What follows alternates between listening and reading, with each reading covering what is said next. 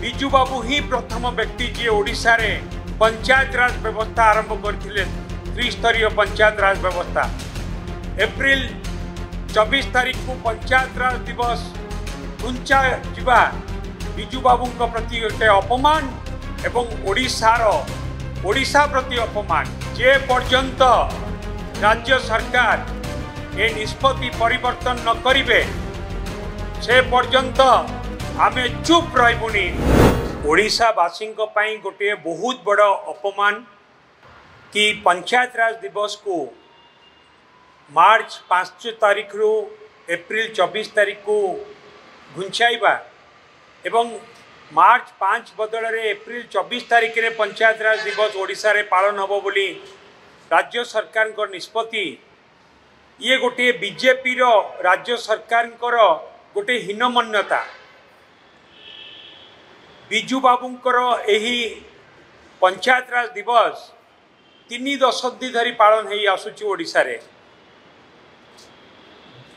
एवं जेतेबेले 2000 मसीह रु 2009 मसीहा पर्यंत बीजेपी रो मेंटो सरकार थिला सेतेबेले मध्य आमे ओडिशा रे मार्च 5 विजु बाबूंक जन्म जयंती दिन पंचायत राज दिवस पालन करी आसुथिलु।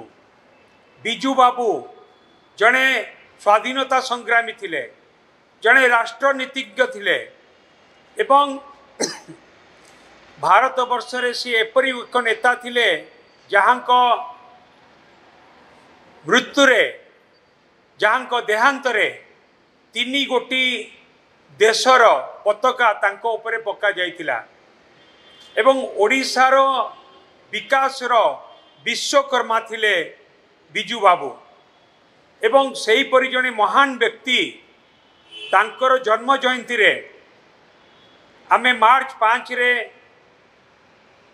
प्रत्येक वर्ष पंचायत राज दिवस पालन करूँ एवं विजु बाबू जन्म जयंती रे पंचायत राज दिवस पालन करिवार कारण होउछि कि समग्र भारत वर्ष रे त्रिस्तरीय पंचायत राज व्यवस्था विजु बाबू ही आरंभ करथिले।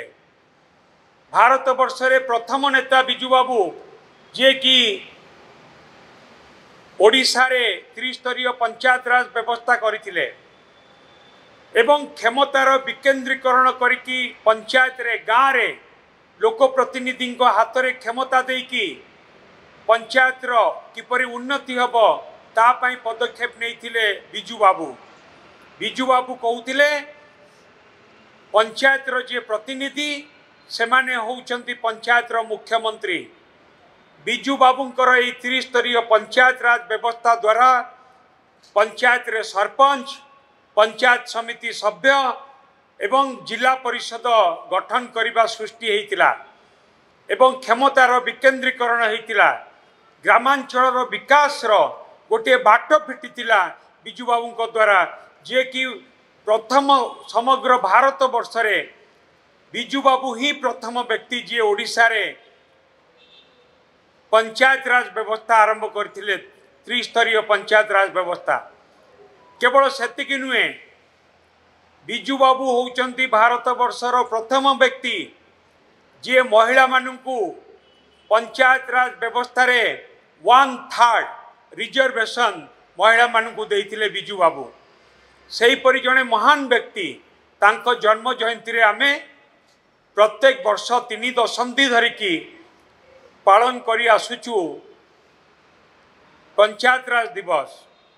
किंतु जेतेबेले वाजपेयी जी पूर्वतन प्रधानमंत्री जड़े महान नेता से मध्य विजु बाबू स्मृति रक्षा पाई भुवनेश्वर रे एयरपोर्ट को विजु बाबू नाम रे मध्य नामित करथिले।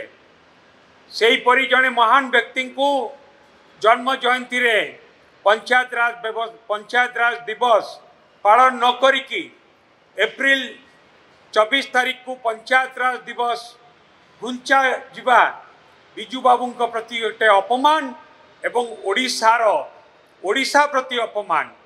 ओडिशार प्रत्येक जनसाधारण अपमान जो माने विजु बाबू को भल पाती एवं जो मानक ओडिशावासी 4.5 कोटी लोकंकर लोक विजु बाबू हृदय रे एवं 4.5 कोटी लोकों हृदय रे विजु बाबू तांको प्रति जो अपमान करा जायछि आज ओडिशा प्रति अपमान करा जायछि ये होउछि बीजेपी रो गोटे हीनमन्यता जे पर्यंत राज्य सरकार ए निष्पत्ति परिवर्तन न करिवे से पर्यंत आमे चुप रहिबुनी एवं या प्रतिबदल रे आमे लोकों पाखु जीवु दरकार पड़े आमे राजरास्ता को जीवु।